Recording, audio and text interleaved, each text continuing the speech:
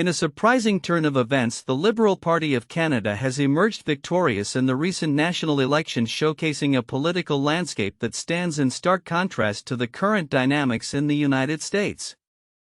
The April 28 election results signal not just a shift in power but a clear rejection of former President Donald Trump's influence, highlighting a potential lesson for American Democrats.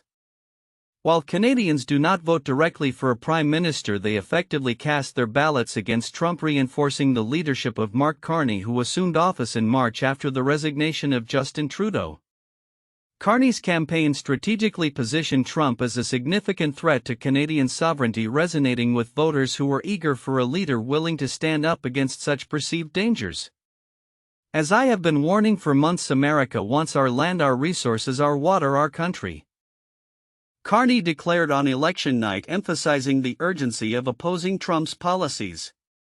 The Conservative Party of Canada, initially seen as a front-runner, attempted to mirror Trump's political tactics, focusing on Canada First rhetoric and rallying support through large gatherings. However, Trump's controversial actions and statements, including his insistence that Canada should cease to exist as an independent nation, severely damaged the Conservative Party's appeal. Party leader Pierre Poilievre not only failed to secure the prime ministership but also lost his parliamentary seat to a Liberal challenger, underscoring the toxicity that Trump's brand had become for Conservative candidates in Canada.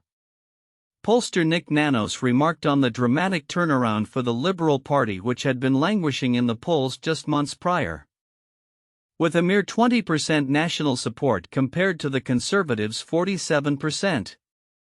He noted that the resurgence was fueled by a single-minded mission among voters to find a candidate who could effectively counter Trump's influence. The results reflect a broader sentiment in Canada, where Trump's populism is increasingly viewed as a liability, particularly among voters who prioritize democratic values. Political science professor Tari Ajati from McGill University further elucidated the nuances of this electoral shift. He pointed out that Canadians are acutely aware of the political climate in the U.S., often more so than Americans themselves. Many Canadians have reconsidered their travel plans to the U.S., driven by the political climate propagated by Trump. This perspective has shaped a collective consciousness around the dangers of authoritarianism, making the election a referendum not merely on local issues but on the direction of democracy itself. The implications of Canada's electoral outcome extend beyond its borders, presenting an instructive moment for the American Democratic Party. Ajati argued that Democrats must adopt a more unified and determined stance against Trump rather than allowing bipartisan cooperation that undermines their opposition. Democrats appear to be unwilling and unable to use the tools at their disposal to hold Trump to account, he stated, suggesting that the Democratic Party must embrace a more aggressive strategy akin to that of the Canadian Liberals. As the political landscape evolves, the Liberal Party's narrow victory serves as a reminder of the potential for political resurgence through clear opposition to divisive figures. While the path forward remains fraught with challenges, the Canadian experience may offer a blueprint for Democrats seeking to recalibrate their approach in the face of a populist wave. With the 2024 U.S. presidential elections looming, the lessons learned from Canada could prove pivotal in shaping the strategies of political parties determined to reclaim their narratives and engage effectively with voters. In the tumultuous landscape of American politics, the first 100 days of President Donald Trump's administration have sparked intense debate and concern over the implications for both the economy and the political fabric of the nation. Critics argue that Trump's aggressive use of executive power and his controversial tariff policies are not only undermining economic stability but also eroding the foundational principles of governance in the United States. As Trump marks his initial 3 months in office, the repercussions of his decisions are becoming increasingly evident. According to a recent opinion piece by Des Potas in USA Today, Trump has managed to decimate our economy and foreign stance, with the economy reportedly contracting during this period. The article highlights a staggering statistic: Trump signed only 5 bills into law, the lowest number for any president in the modern era, while simultaneously issuing an unprecedented 142 executive orders. POTUS questions the Republican Party's pride in Trump's executive actions, suggesting that it reflects a troubling departure from traditional legislative processes. The backdrop to this criticism is the Republican Congress, which has shown a surprising degree of compliance with Trump's directives. While some lawmakers such as Senator Rand Paul have voiced their discontent, the majority appear to be reluctant to challenge the president openly. POTUS notes that the Senate filibuster and the GOP's hesitance to pursue bipartisan legislation have contributed to Trump's unchecked authority, allowing him to sidestep the need for consensus on critical issues like trade. This situation is further complicated by Trump's tariff policies, which have drawn bipartisan concern. A recent vote in the Senate to overturn Trump's tariffs ended in a deadlock, with only 3 Republicans supporting the measure alongside Democrats. Despite the growing apprehension among lawmakers regarding the economic fallout from these tariffs, the majority remains silent, fearing the political repercussions of opposing the president. Senator Ron Wyden, a Democrat from Oregon, expressed frustration during the Senate discussion, stating the United States Senate cannot be an idle spectator in the tariff madness, emphasizing the urgent need for Congress to reclaim its constitutional authority over trade matters. The economic implications of Trump's tariff regime are already being felt, with many experts warning of long-term damage to American consumers and businesses. The tariffs, initially touted as protective measures, are increasingly viewed as detrimental, leading to rising costs and strained relationships with trading partners. As Senator Wyden pointed out, the Commerce Department has reported a slowdown in the U.S. economy, with many attributing this decline to Trump's senseless global tariffs. Public sentiment is also shifting, as evidenced by Trump's historically low approval ratings during his first 100 days. The growing discontent among voters may signal a looming reckoning for the Republican Party, particularly as the 2026 midterm elections approach. Until then, as POTUS notes, the American public seems to have limited recourse against what he describes as Trump's lunacy. Looking ahead, the political landscape remains fraught with uncertainty. With Trump leveraging executive power to bypass traditional legislative channels, there is a palpable sense of anxiety among lawmakers and constituents alike. The next 100 days could prove critical as the administration continues to navigate its controversial policies amid increasing scrutiny. For many, the hope is that the Republican Party will ultimately find a way to reconcile its identity with the realities of governance in a way that prioritizes the long-term health of the nation over short-term political gains. In a significant political maneuver, the U.S. Senate recently rejected a bipartisan effort to overturn President Donald Trump's controversial tariffs imposed on a majority of the nation's trading partners. This development underscores the ongoing tensions within Congress regarding trade policy and its economic ramifications. The vote, which ended in a 49-49 deadlock, highlighted a growing discontent among lawmakers about the economic consequences of Trump's tariffs, particularly as some Republican senators began to voice their concerns more openly. The resolution aimed to terminate the national emergency declaration that Trump asserted to enforce a 10% reciprocal tariff on imports from various countries. Only 3 Republican senators, Rand Paul of Kentucky, Susan Collins of Maine, and Lisa Murkowski of Alaska, joined their Democratic colleagues in supporting the measure. Their backing, however, fell short due to the absence of 2 others who had previously supported a similar tariff resolution: Democrat Sheldon Whitehouse of Rhode Island and Republican Mitch McConnell of Kentucky. Senator Paul articulated the frustrations shared by many, stating, "It's still a debate worth having," and acknowledged that private discussions among Republican members revealed significant unease about the direction of Trump's trade policies. Despite the bipartisan support, the resolution faced an uphill battle, as the White House had already indicated it would veto any attempt to block the tariffs, and Republican leaders in the House took preemptive measures to delay any such legislation until at least fall. The broader context of this rejection reflects the mounting anxiety on Capitol Hill. Lawmakers have been grappling with the economic fallout from tariffs that many believe are detrimental to U.S. businesses and consumers. Senator Ron Wyden of Oregon, a key sponsor of the resolution, expressed his frustration with the Senate's inaction, stating, "The United States Senate cannot be an idle spectator in the tariff madness."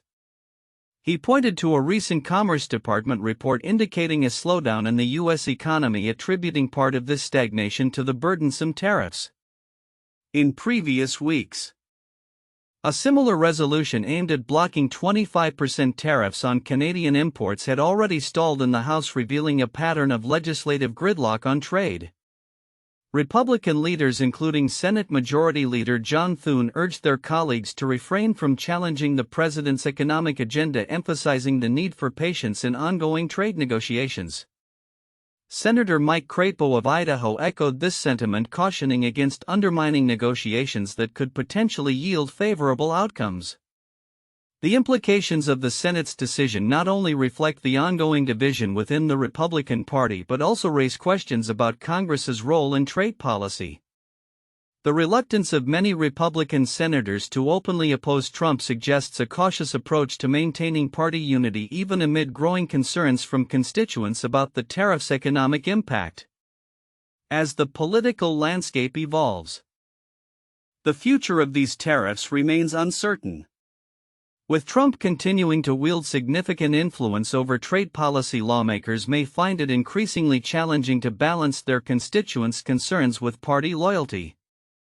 The potential for further economic repercussions looms large as the nation grapples with the complexities of international trade relations and domestic economic health.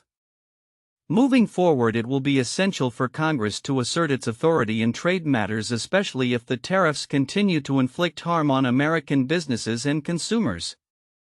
The outcome of this ongoing debate will likely shape not only the political landscape but also the economic trajectory of the United States in the years to come. In a contentious move that has sparked significant debate across the political spectrum, the U.S. House of Representatives has voted to repeal state-level clean air regulations aimed at reducing pollution from heavy-duty trucks and other vehicles. This decision marks an unprecedented use of the Congressional Review Act (CRA) to overturn state environmental standards, a departure from norms established under the Clean Air Act. On April 30, 2025, the House's passage of this measure was met with immediate backlash from environmental advocates and legal experts. The House's vote today is a reckless abuse of the Congressional Review Act, stated Raul Garcia, Vice President of Policy and Legislation at Earthjustice. He emphasized that this move disregards established legal frameworks and undermines efforts to combat pollution and protect public health. The Government Accountability Office (GAO), an independent agency that provides oversight to Congress, has previously determined that the Environmental Protection Agency's EPA waivers for California's clean air standards are not subject to the CRA. California's stringent regulations, which have been a model for other states, have been instrumental in driving the transition to cleaner zero-emission vehicles. The Advanced Clean Trucks rule approved by the EPA sets ambitious sales targets to phase out reliance on diesel trucks, while the Advanced Clean Cars 2 standard aims to increase the availability of zero-emission vehicles from 2026 to 2036. These regulations are projected to generate substantial economic benefits, including an estimated $13 billion for California alone, while simultaneously saving thousands of lives by reducing health risks associated with tailpipe emissions. The implications of the House's decision extend far beyond California. The state has historically been allowed to adopt more stringent air quality standards, a provision that has enabled over a dozen states to follow suit in addressing their own air quality crises. This collaborative approach has stood for nearly 50 years, fostering a unified effort to improve public health and environmental conditions. By attempting to dismantle these protections, the House risks not only public health but also the legal framework that has allowed states to respond proactively to their environmental challenges. Despite the House's actions, many advocates remain hopeful that the Senate will uphold the rule of law and resist this unprecedented repeal.